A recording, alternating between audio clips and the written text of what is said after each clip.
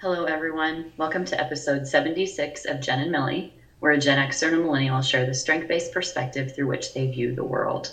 We are your hosts, Allison and Tess. Hi. I feel like COVID has changed the tone of my voice. I don't think so at all, but you can believe I'm that. so sensitive to sound. I'm so very sensitive to sound, and one of the things that I've noticed is my voice is scratchy at times, even still. But definitely, I've always had a deep voice, but sometimes I notice that the tone of my voice is scratchier. So I'm very sensitive to that. I think we've talked about this before. I think your voice has always been as scratchy as it is. As someone who hears your voice a lot, not being inside of yourself. A 70-year-old who's smoked half her life. No, that's not true. I'm 45 and not. But, kind of leading into a lot of things that we're going to talk about today, but my senses I've never been more grateful and aware of my senses. I've always been very hyper aware of my sense of sound and my sensitivity to sound. But I'm definitely now more aware of taste and smell. Now that you have them back. And sometimes it's still kind of interesting, like coffee still isn't exactly the coffee I want it to be. Oof, that's reason enough alone to quarantine. And wine is not exactly what I want it to be. However, when my smell started to return even slightly, I was practically sniffing, like straight up, like I was doing cocaine, sniffing things. You might want to cut that. Probably. Yeah, probably making jokes about drug usage. Ooh. Right. I'm not saying that. No, not at all. It was a simile. It is. And Tess, as you know, I have been hyper aware of the brain fog that I've experienced. And I think I will probably notice that as I listen back to this recording, as I always do. I'm trying to be more aware of the ums that I say. Also my language, but the pauses that I use, I know that I do use them. Sometimes now I'm pausing because I can't think of the word that I want. Or as you witnessed during our team meeting, I say the wrong word. I meant to say ravaged, and I said I think I said rabbit. I don't know, but it wasn't even close. And like the word comes out, and then I realize, oh, that is not the word that I meant. Or you helped me a lot during meetings. You're like, I know what word she's looking for. It's this. Go ahead. So, hello, everyone. I am openly admitting to having been COVID positive, and it has been a really, really fascinating experience. That's the nicest way that I can say it. And I feel like a lot of people who are listening may be able to relate to that because maybe they also have experienced the most interesting, fascinating experience we are going to call 2020 and COVID.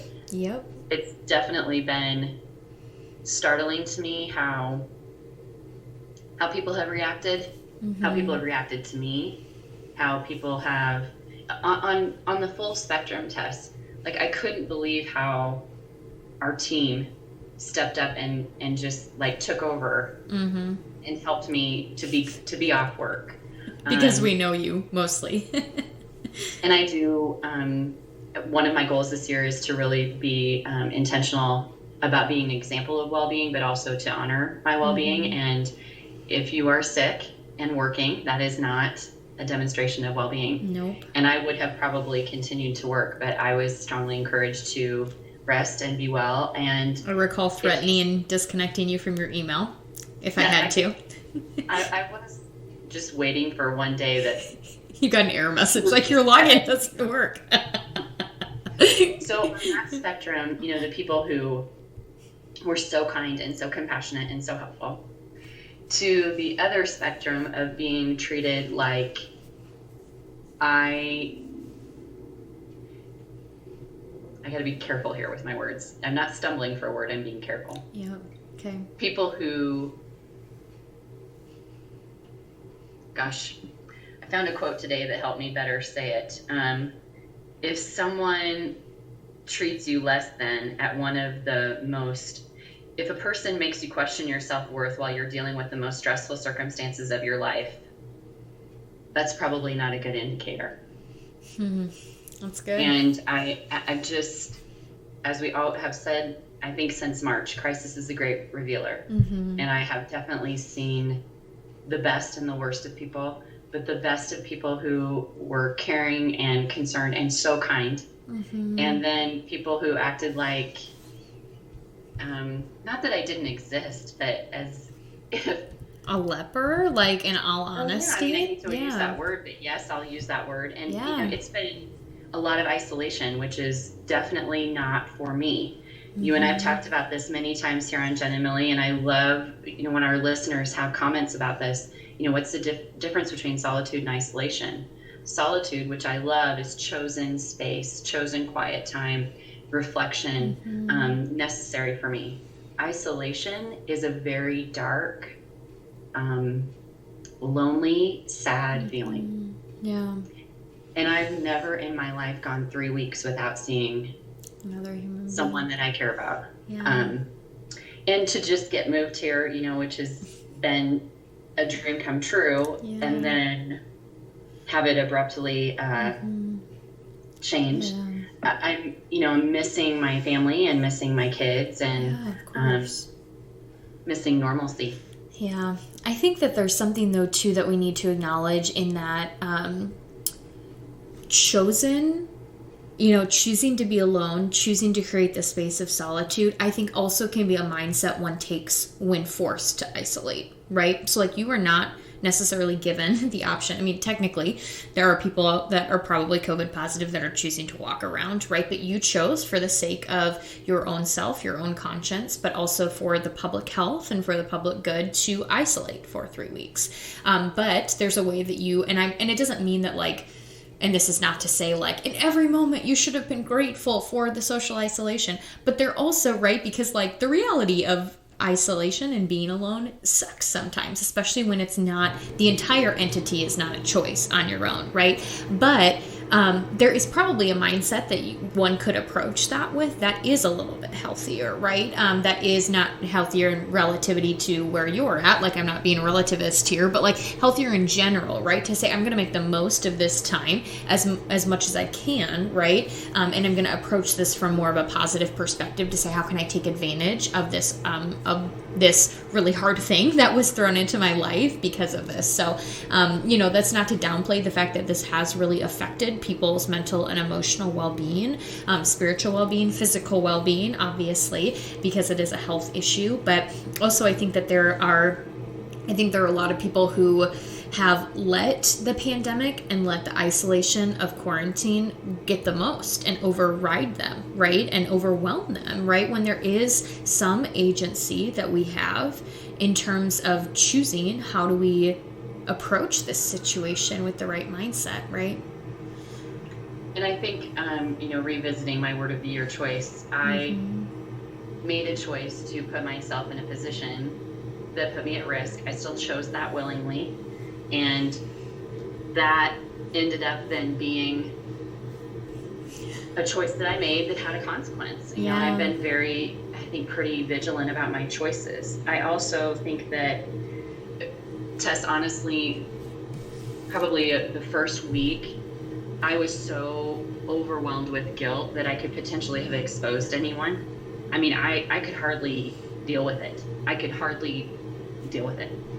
That was probably the worst. And when the individuals that I had been around that I knew could potentially have been exposed by me, when they got their negative test results, the feeling I had of relief was greater than, like, I was like, I could be physically sick, but I can't be responsible for someone else being sick. I just couldn't. You know, it's that overarching guilt that plays a huge factor in my life. So I don't even know how I would be talking about this had I exposed someone. And so I don't even know that I could say the word COVID had I exposed somebody. And I will say also, I our system is so broken, as we've talked about a million times. Test. I had to call 15 different places for 5 days to get a test. Oh my gosh. It should not be like this. No. And I have the wherewithal, and I have the means, and I have the capacity to stay on the phone and to stay on hold and to keep calling and to get up at 7 a.m. and get online to get it, in line for a test. That should not be how this is working. If we want to be able to control a pandemic, testing should be everywhere, and it should be free, and it should be easy. And it was not easy. It took me a long time from the date of my first symptoms to get in for a test. And the second that I started having symptoms, I was like, all these other people that were at the same event you were at have it. You've got to make good choices here. So there's just been so much emotional up and down about it that of course. I think often in this space we share a lot of like big celebrations, and we do share hard things, but there are waves. Yeah. And the ups are great because we learn a lot during the ups. We learn, I think, more about ourselves during the down, during the shift. Absolutely. And we see what our priorities are and what we're made of and what we're capable of. I follow a blog by Lisa Valentine. It's called Habitual Gratitude, and this was what she wrote today. Living gratefully is not about denying and glossing over the grim realities of life as human. Living gratefully is about pausing to breathe and feel grounded and acknowledging that this is tough right now, but I have the energy to proceed. I have what I need in this moment. It may not be all I want, but it is enough and more. Yeah. And I have tried to stay centered in gratitude. I have gone through some tough stuff, but nothing in comparison to so many. Yeah. Yeah, absolutely. I mean, just the amount of like people that are the percentage of the population that's still unemployed, that is still very financially insecure as a result of this is just, is so troubling. And so, not to get political, but I'm going to be grateful for a shift in leadership soon that hopefully will take a more proactive approach with this. Whatever you believe about whomever, however you voted in the last election, I'm grateful for, I think, a shift in leadership that will take this a little bit more seriously and put more proactive measures in place. Because I looked at a map of the world the other day, and it said it was a density population map, a positive COVID rate map based on density of the population. And it was, somebody took a picture of this, right? Positive rates based on population. And underneath tweeted, and they're like, it is so embarrassing to be in the United States right now because it's everywhere, right? This was like a basic map that was a little bit topographical too. So it had the oceans blue and the land green and, basic like a map like that. And then everywhere that there was a like higher, gosh, I can't remember. I think they took like the world average and they put a red dot everywhere that the average COVID positive rate was higher than the world's average. And it was, all the United States. There were like a couple of red dots in Europe, but it was like the entire United States was blaringly red. It was, it was scary. And so it's, I was like, that is exactly how I feel. Like it's embarrassing to be in the United States right now. Well, I have loved watching New Zealand for a number of reasons. And now I think she just named her cabinet very, very well with significant number of people in the LGBTQ plus community. I just, the Indigenous community. Yep. It's on my top list of places I should probably, consider living because why not? Why not? But I do even, and I've noticed this, it's so different here. It is very different here than it is back home. It is, when I drive to the grocery store, Tess, the bars are closed here. Like they're not open in my neighborhood. They're not even open. Yeah, they don't get to be because they'll stop the spread of COVID. Right. Yeah. And I took myself to dinner. I got off quarantine Wednesday, and I felt well enough to try to eat, that's also been really fascinating. I know myself.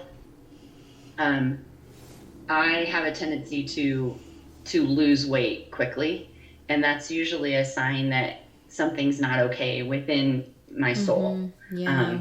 Yep. So I wanted to try some. Anyway, I took myself to an Indian restaurant in Parker and had just one of the most lovely conversations I've had in a long, long time with the owner of the restaurant. And he was talking about how he supports the decision to limit people in the restaurant, even though that hurts his business. Yeah. He supports the decision. Yeah, absolutely. We also had a fascinating conversation, totally off topic, fascinating conversation about language. He learned the English language. He's from Nepal. He learned the English language through movies and by reading magazine articles and newspaper articles. Mm-hmm. And he said, I'm always just absolutely astounded. And I notice when someone is articulate. And he said, and you are very articulate. Look at that. Strengths find your communication. He goes, you know, what do you do? And I said, well, I'm a trainer, and, you know, I do some speaking kind of stuff. But I told him, I said, my big awareness in the last year is how often I say, And he said, what can you do about that? I said, I noticed that I pause, and pausing is good. I'm all about the rest. But sometimes I'm pausing because I'm trying not to say, But like 4 times in the conversation, I said, Lovely, lovely person, told me his life story, which was fascinating too. But I was so, so desperate for a human voice that he could have told me about hockey and I would have listened. And listeners can't see that she's like rolling her eyes right now. The concept of talking about hockey in a normal circumstance is mind-numbing. I have gone to a few hockey games, and I do have a couple hockey team shirts, just to let you know how much woo is a factor. If someone says, Allison, you need to be a fan of this, please, if you want to go to this event, I'll buy them. So funny. There it is. I am learning through this, and I hope that any listener who has experienced COVID in any capacity, whether they had it or a family member had it, I have tremendous empathy now, like I've never had. I just didn't even factor in the mental health part of this. Yeah. Even though I'm hearing about it and I'm aware of it and I am conscious of it, I don't think I fully understood it until forced isolation, also in a new city, away from every human that I'm used to being around. Yeah. So it's definitely been different. I couldn't thank you enough for the way that you stepped up, the way that the team stepped up, the way that Anna, oh my goodness, Anna stepped up in 1,000 ways. Yeah. As always. And I've got some pretty amazing family and friends. I've got a absolutely stunning bouquet of flowers from my lifelong strengths coach, who has been just a huge help doing this, for sure. And it just kind of surprises you, as always, like who shows up? Who shows up for you? My friend Kim one day knocked on the door. She had her full gear on. She had not just her mask, but she had her face shield and everything, and just dropped off a care package for me at my door. But I don't know that she probably even understands what it was like to see someone before. That's kind of a big analogy for me, a big metaphor for me, like, you know, who shows up at your door in the worst of times. So, and I think that's like, it's a continuation of the conversation of what does your best possible life look like?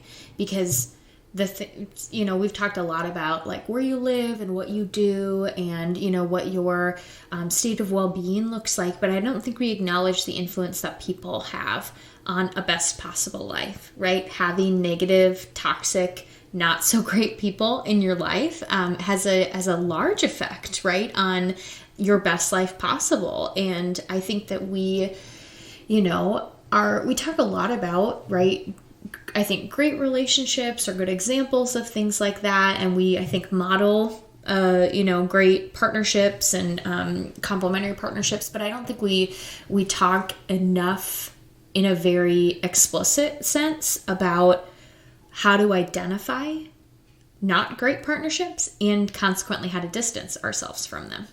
I think we've talked a little bit about them from personal journeys, but I don't think conceptually we've maybe talked about that as much. And I think it's something that, especially from like a strengths-based perspective, we can, I think, very easily walk people through identifying a lack of a best fit to role, or a lack of strengths awareness, or a lack of engagement in one's work. But I think the relational piece is something that we all need to tap into a little bit more, to say, how do we identify relationships that are not giving us life, and work to put boundaries and barriers in place that help us to live our best form of life, to live this idea of what's the best possible life. I guess I say all the time too. I'm like noticing it now that you're becoming more aware of it, and my own verbal positive, how do we put, it's the Minnesotan in you. It's the Minnesota. But how do we identify those relationships? And some relationships we won't be able to fully cut out of our life. But I think there are strategies and there are steps that we can take to emotionally, mentally, spiritually, however we need to distance ourselves and put better boundaries in place with those relationships, so that we can, as individuals, thrive within our own life context. One of the things that we talked about in the green room is how I spent some of my time when I was like, my brain wasn't working and I was feeling terrible. There were days I felt like fine 1 minute and then I'd feel just awful. I have not read this much in a long time, and I loved that. And I finished Liz Gilbert's book, City of Girls, which is a novel, and it's fascinating. And there's so much character development. So good. And it made me think of during the gala when Coach Osborne talked about his favorite Bill Murray movie, which was What About Bob, which really surprised me. And I loved it. I loved that he said that. But I don't know if everybody caught this, but what he said was about how Bill, as an actor, developed that character and this many, many layers of that character. Yeah. And then he kind of talked about Bill as a human, which I don't know if you had a chance to watch the documentary that I sent to everybody, but it's really good about how he's just a human who shows up. Yeah. He's a human who shows up and does really kind things for no reason. And then I went and watched On the Rocks, which is his newest movie. It's on Apple TV. I watched that. So I read a bunch of books and I watched a bunch of TV. And I noticed strengths identification in characters, in both novels and in TV. And I also noticed storylines and narratives.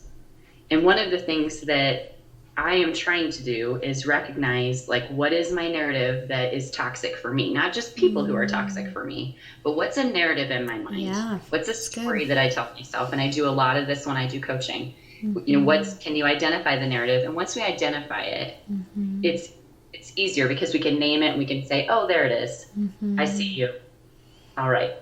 And I think my narrative for my entire life has been around, kind of an abandonment of not being good enough. Yeah. People are eventually just going to leave. They're just going to go. They're going to leave because you did something wrong, or something's not right about you, or you're not enough. And I could see this so distinctly as I'm watching these TV shows, and I'm reading this book, or multiple books. It's normal. It is normal to have a toxic, crappy narrative about yourself. Yeah. Everybody has it. Yeah. But we don't spend enough time naming it and working through it.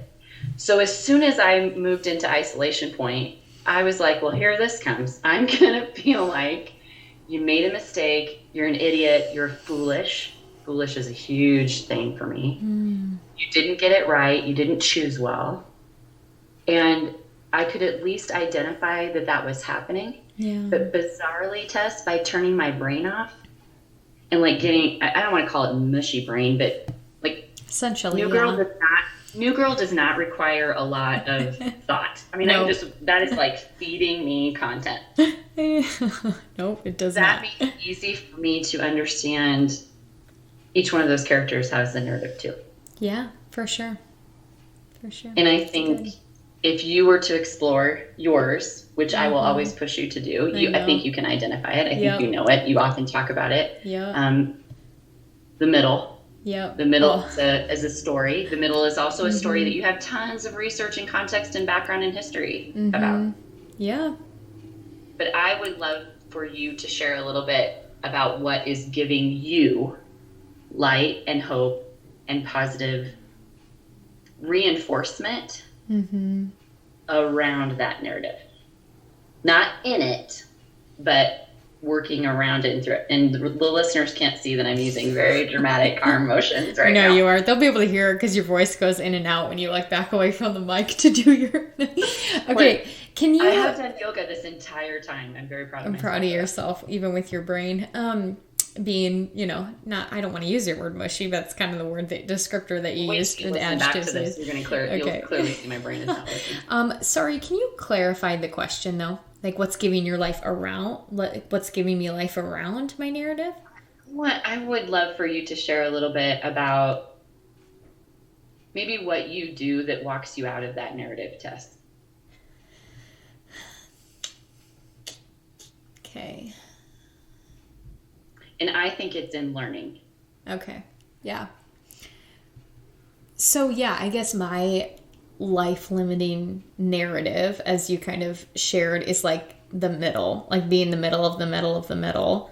That means I just often am overlooked and, consequently have to perform, right? To get what I want. I have to excel in things. I have to be the best. Like I have to get, as much, whatever, right? So I grew up, millennial generation for sure is the Millie of the crew, is a lot about meritocracy, is about earning, and worth is based on what sort of achievements you can find for yourself or earn for yourself. And so that definitely was like in a really positive way, but leading to somewhat negative results growing up, right? Of my parents being like, telling me that I was very smart and I can do anything that I want to do. But it also then created this underlying pressure to do the best that there could be done, right? As a result of like this, you're going to be the one to help get us out of, whatever kind of messes, or you're going to, there's this running joke that I'm going to buy my dad a Jaguar one day because I'm going to be successful, So like all of these things, like I'm like, yeah, if it's a stuffed animal Jaguar, that's going to be what we get. So like, but Is that a pillar of success? I don't really know. It's just running. I think that's very Well, we've talked about this. That's very generational too. Yeah, it is very generational. Yeah. So, but anyway, so yeah, that's like the running joke, right? Is that, that's, anyway, but, so yeah, I think, for me, that is what informs some of what I do, right? And it's definitely informs and dictates a lot of my fears of just being in this place of the middle. So I don't excel, or I don't come to a place of a lack of excellence, but I always just end up as an average, right? And I don't want to end up as an average, right? My individualization is like, I cannot be average at anything. But, in some ways I do end up that way, right? Which is like self-fulfilling prophecy in some, form or fashion. But anyway, okay. So to move on to like the actual question, I think where I find life, where my best possible life is, that gets me out of that destructive narrative is in the context of learning, in whatever form or fashion. And so, it's been, and I think we've talked a little bit on the podcast, and everyone has seen from our big gap in episodes, it's been super stressful, and I am working a ton, not sleeping a lot, like not honoring my well-being because I have so much going on, and it's very stressful, and I just work all hours of the day and night, teammates in school, and, all of it. So, my respite though is school, is learning. And I got the opportunity last week to attend in person my grad class that I'm in, which is Contemporary Religious Thought, is the current class that I'm in. I'm also working on my master's thesis, and both of those for my class and my thesis, because I've been working so much, like I feel like I haven't been good enough, right? It has totally fed into my narrative, right? Is it like, this is not the best work that I can give. I'm not giving enough time to it. And so it's been a major place of insecurity for me, because I feel like I haven't been giving my best to it. And, but getting to go, so my school is in Abilene, Texas, West Texas, and, there, you know, and I'm sure we'll get some feedback about the fact that I went, but, I drove there 11 hours so that I was not on a plane. It's the least risky, form of travel right now is driving. So I drove there and back. I stayed in a hotel, which I did a lot of research to figure out where I should stay and how I should stay. And, you know, hotel standards for cleanliness, are already pretty high, but there are some additional measures that hotels need to subject themselves to in light of COVID. And so I felt comfortable staying at a hotel. And then the university requires masks. They had a little bit of an increase in rates several months ago early on. And so they have a really strict measures regarding mask, regarding distancing, regarding the places that they serve food for students. And you have to have a mask on all the time, even outside in between buildings. As soon as you step foot on campus, outside of your private vehicle, you have to have a mask on, and you can be reprimanded for not wearing one. So I did feel comfortable all in all with all of the variables still going down there. And I mean, the car ride, I had to get there by a certain point because I was planning on having dinner with a professor that evening. And so I wanted to get into town at a certain point in time. So I had to leave pretty early. And the drive was a little bit like, wanted to make sure I got there. So I was a little anxious. But as soon as I got there, like as soon as I met my professor, we sat down at this restaurant. It was like, I mean, the weight of the world was off my shoulders. Like, it was like, I am not checking my email. I am not like worried about the portal. I am not like, people aren't reaching out to me to ask why this Zoom meeting isn't working. Like, just all of these things. It was like, gosh, I just like, I'm even tearing up thinking about it. Like, it was, because now all the weight's back on, being back. But I mean, it was just such an awesome time to be with, you know, professors and students. And what I love about this program and what I love about learning is that it's not these surface level things, right? It's not like, why doesn't my Zoom ID work? And why isn't the email right? And why is the time zone showing up weirdly? Like, all of these, like, you know, frankly, like really shallow questions that have easy questions, easy answers, right? That is not how I like to teach. That is not how I like to learn. And so I've had to sit in this place of shallowness because of what work has required of me. And it's good. I'm good at it. I can do it, right? Like, we get our answers, we get our solutions. But what I love to wrestle with are the big picture things, right? So like, how does this portal allow connection to happen? How does it impact students during this time of distancing? They're still able to see their mentor, right? That they're, even though it's through a screen, right? These questions that because it's so technical, I haven't been able to get to these questions yet, and they will come, right? Like, it will come with the portal. But I mean, gosh, as soon as I sat down, as soon as I started talking with my professor about what we were talking about in class and the big questions we were wrestling with, like, it immediately was just like, I am in my groove. Like, this is my place. This is what I love to do. And it was just like, I mean, that's my best possible life is learning and growing and wrestling with the big questions. And now my voice is all scratchy because I'm talking about this, but depth is important. Yeah. I think that's part of the reason that you and I continue to do this, Tess, is because we want to have conversations that are deep and meaningful. I think during the last 3 weeks have found the surface level, how are you feeling? Which is a great check-in to be nice and all, but it was very shallow. Mm-hmm. I almost have an appreciation or a gratitude of having walked through this, because now I can have deep conversations with people who have also walked through this about mental health, about what it feels like to be anxious and fearful and afraid and feel guilty and sad and lonely and isolated. You and I are, I mean, I don't know that I would have called myself this a long time ago, but I've heard it so much in the last year or so. We're intellects. Like, we thrive on intellectual conversation that isn't surface level. Yeah. And yet so much of our daily lives, all of us as humans, have to do a whole lot of surface level BS. Mm-hmm. And when that becomes, you know, when I do coaching, I often have we'll create the time map. We'll do the time wheel, and you actually map out how you are legit spending your time. And I push people to be super honest about that, because I'm like, if you're going to lie to me and say that you didn't spend an hour on Facebook, BS.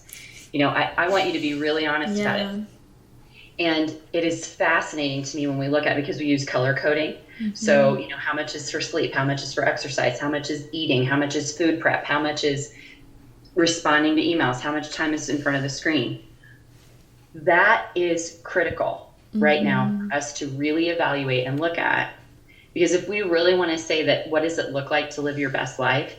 You have to first step into the reality of, what does your life actually look like? Not the one you want to portray. Not the one that you post about. But what does your real life look like? And I think that we have had to face that this year. I'm grateful that we do this and talk about it, because I hope that it gives other people permission to do the same. Judgment and shame are at an all-time high. When you were talking about, like, you're almost excusing your drive, don't do that, Tess. You did that safely. You were by yourself. Don't do that. And I feel like I've done it too, by feeling guilty about going back home and attending an event that put other people at risk and put me bringing it and potentially putting people at risk. We got to stop doing that, because I think if not for the physical damage that COVID is doing, just, physically, mental health is bigger than just the isolation. It's the shame. It's the fear. It's the, oh my God, did I do this right? And who's going to judge me for this? And who's going to treat me like I have the plague? And who's going to be there and who's not? Like, that anxiousness is unnecessary. If all of us could just approach things from a kindness. I could see immediately a shift in you, because you are a private person, but you love the Instagram, and I do love the gram. The YouTube. You love the Facebook. You don't love the Facebook. No. You don't love the Twitter. I don't love the Twitter, no. You do love the Instagram. I do. And when you are in a place of joy, it is evident. It is evident. My heart was so full to see the pictures of the things that you took, the way that you talked about hope and what that word means and what it felt like for you to be in it, Tess. I think you were in a place of hopefulness when you were there. I hope that you will continue to share that, because we're not here to do things easy. Like, I don't even think we'd like it, honestly. If things were easy, I don't know what the hell would we talk about on here? I don't know. Crazy all the time. That was the last episode where it was all like, oh, Allison is living your best life. Yeah, well, guess what? Nothing, not one thing has gone the way that I planned or expected. Not one. And at first I got pissed, and then I was mad at myself, and all those things, which I know that you can relate to. There are things we cannot control. And I think where hope really matters and where choice matters lies in, what do we do when things are not in our control? How are we spending the time that we can choose? What is it? What looks like toxic narrative? What looks like toxic relationship? What looks like toxic overdoing? And then how do you separate from that?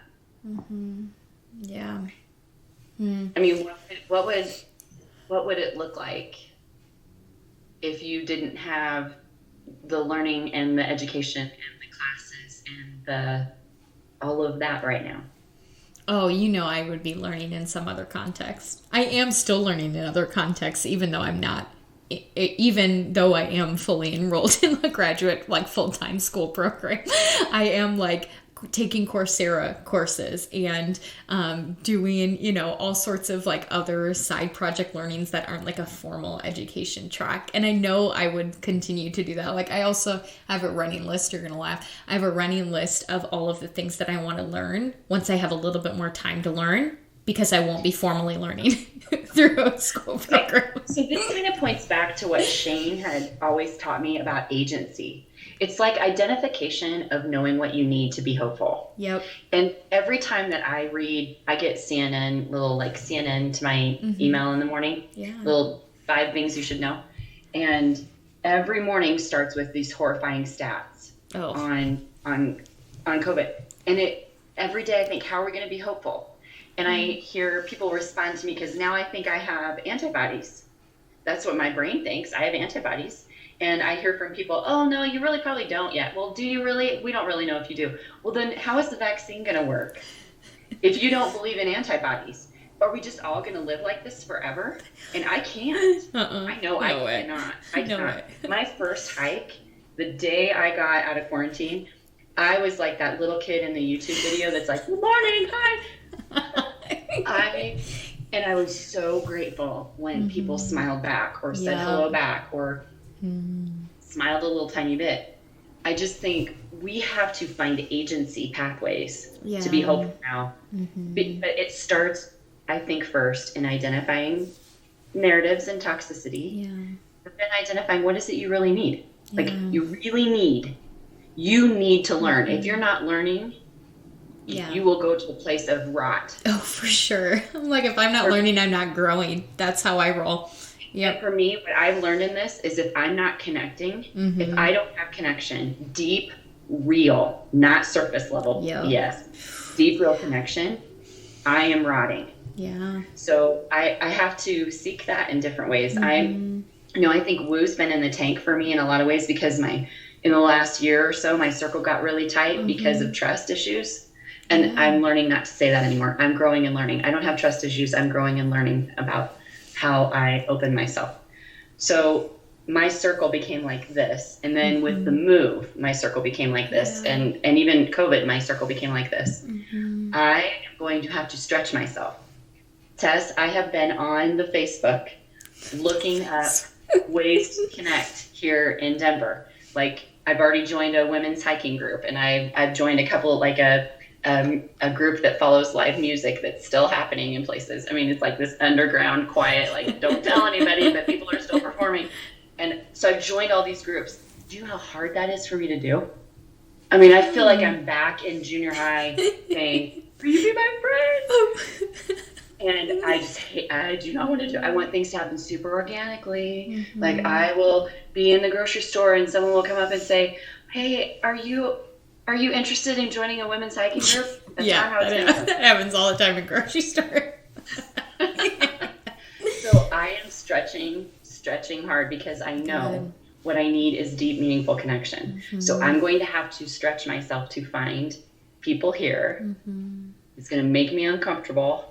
I mean, I have never had a hard time making friends, and I'm not saying that that's going to be the case here, but it just feels so uncomfortable. I've been in my little 3-hour circle my whole life. Your whole life. But also, like, your normal method for making friends and for connecting with people has been removed, right? So normally you would be sitting at a bar drinking a great glass of red wine and you would be able to find a great conversation partner that coming next to you or the bartender or, right? Like, you know. Instead, it was the owner of the restaurant who told me his life story and is from Nepal. And he's a wonderful person and said, Alice, and he said, I never remember names. And I told him my name at the beginning. And then before I left, he said, Allison. He said, anytime.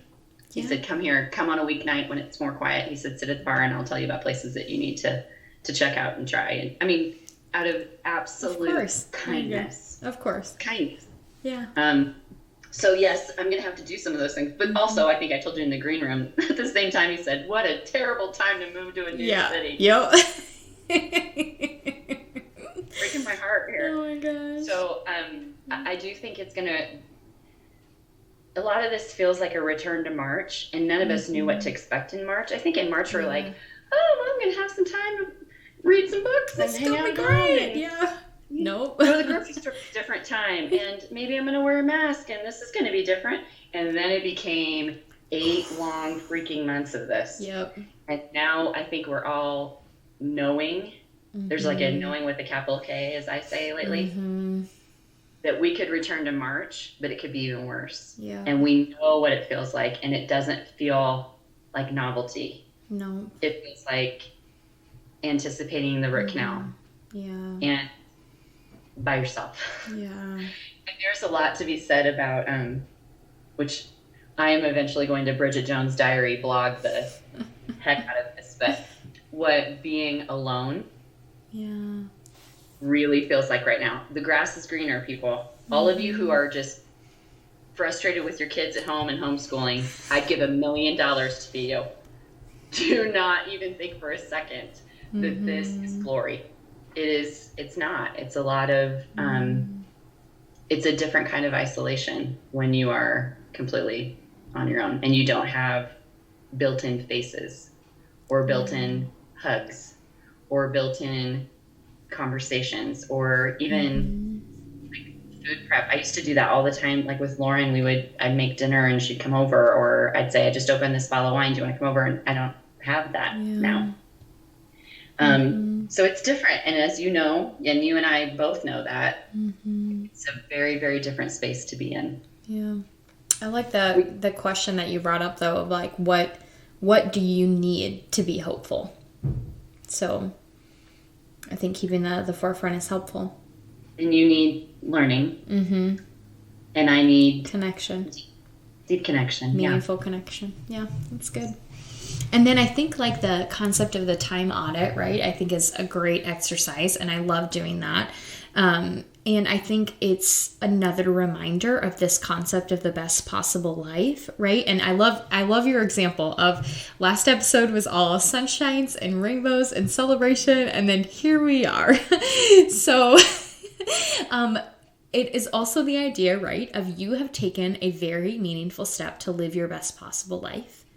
But every day isn't necessarily, and because of the situation, because of the events that have unfolded, i.e. a COVID positive test, you haven't been able to necessarily live in that, right? So I think there's this twofold piece, right? That number one, we idealize this concept, and it's good to know what a best possible life looks like for us, but it is not going to be 100% sunshines and rainbows.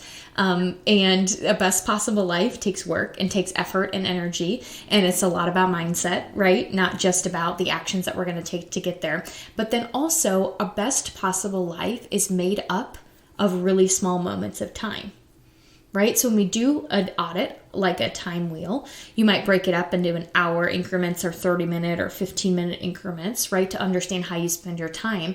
But the sum of how one spends their time on an average day equates to how they spend their life, right? So when you want to talk about a best possible life is made up of all of these really small choices in these small increments of how we decide to spend each moment, right? How we decide to spend each day, how we decide to spend each week and each month and consequently each year, right? 8 months has passed.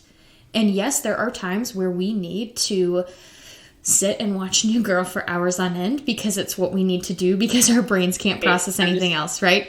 I'm not watching it for hours. No. I'm going to tell you that right now. Oh my gosh, you're fine. No. Oh my gosh. Emotionally, I can't handle it. There's so much going on. There's so much going on in that show. But like, that is what people need sometimes to cope with what's happening. And that is okay. And that is acceptable. I think that largely we also need to zoom out and look at the fact that 8 months has passed. And where have we been? How have we grown? How have we changed for good and for bad? And you're right. Understanding where we want to be with our best possible life takes a real honest look at where we're at now. Where's our baseline? Where is our starting point for getting to a concept of a best possible life for our future? So there's so much in that. There is. Okay. I'm very excited for Friday. This is a little hopefulness for me. I am going to be back on Facebook Live. Yay! It's been a while. It has been a while, and hopefully my voice will not sound like I'm... Oh, gosh. Anyway, you're fine. So I'm going to do Facebook Live, and I am going to share a story, and I'm going to share about Beverly. And I reached out and said, hey, Beverly, would you be okay? You know, she knows I've already gotten permission to share all the stories I've shared over the years, but I said, can I share about where you are now, and, you know, would you be okay with that? And she responded back. She said, oh, I love you. She said, absolutely, yes. Yes, you can share. And I said, well, we record it and then I'll send it to you. So she graduated from basic and she's now in tech school.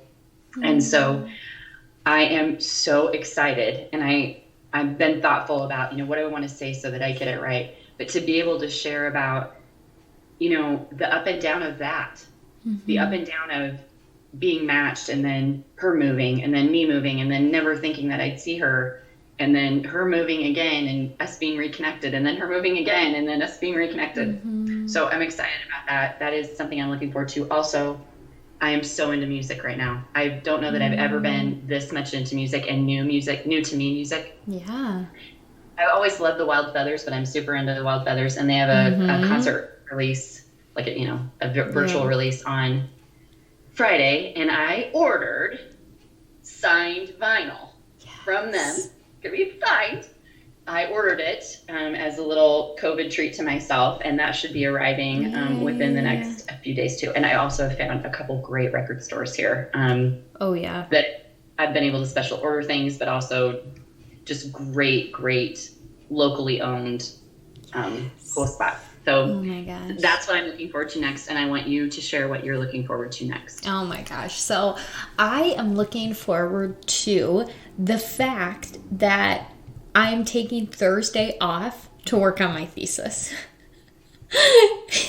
Which you're just gonna laugh. Yeah, full circle. Back to the original point is part of it is I am stressed about where I'm at. I should be further along with it now, but a full day of undivided attention to it is what I need. Like, I am a deep work kind of person. Understanding the concept, Cal Newport, deep work, psychologically getting into a groove and a movement at a deep level, and not even just the shallow questions. Some of the deep questions I've been getting around things lately have required, any email that comes through, any text, any call, any message it pulls us out of deep work, right? And so I've done one other day of deep work and of deep thesis work, and I put my phone on Do Not Disturb at the beginning of the day, and I work and I work and I work until I have a timer set when I stop. And so I don't check social media, I don't check messages, I don't check anything, right? And it's awesome that I just get to sit so deeply and richly in what I'm learning, that I don't even need to have time, right? This concept of time just goes away. So I think that's a notation that we need to stop with my apartment noises. We have more apartment noises going on. That's actually my heater this time, not the shower of my neighbor. Sorry. Thank you. Is it cold? Is it cold? What? Is it cold here? Yes, it's cold here. Are you kidding me? Whatever, you 75-degree Colorado weather. Yeah, it's 41 degrees here.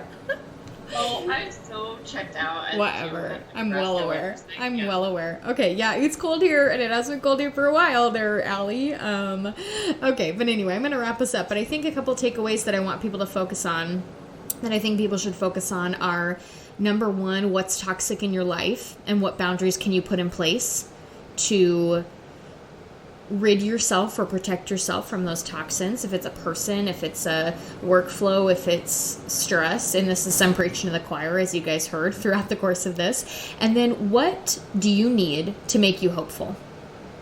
What do you need? I'm going to ask you that you share on the Instagram, on the Genn and Millie Instagram, your picture with the wings and what you said about hope, please. Okay. Yeah, I can do that. So, yeah. Sorry, did not mean to interrupt. I was just You're fine. No, that's good. So those are a couple takeaways, I think.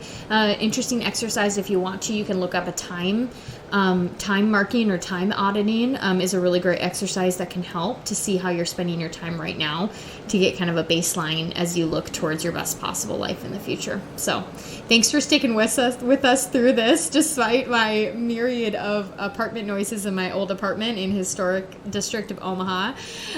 So thank you. Thanks everyone for tuning into this episode. If you enjoyed today's conversation, consider sharing it with a friend to interact with us and share the responses to the questions we posed in this episode. One of the best ways to do that is follow us on Instagram at Genn and Millie. That's at GENNANDMILLIE. The views and opinions expressed in this podcast are exclusively that of Allison Horn and Tess Starman and may not reflect the views of Teammates Mentoring Program at large. Thanks so much for tuning in. Until next time.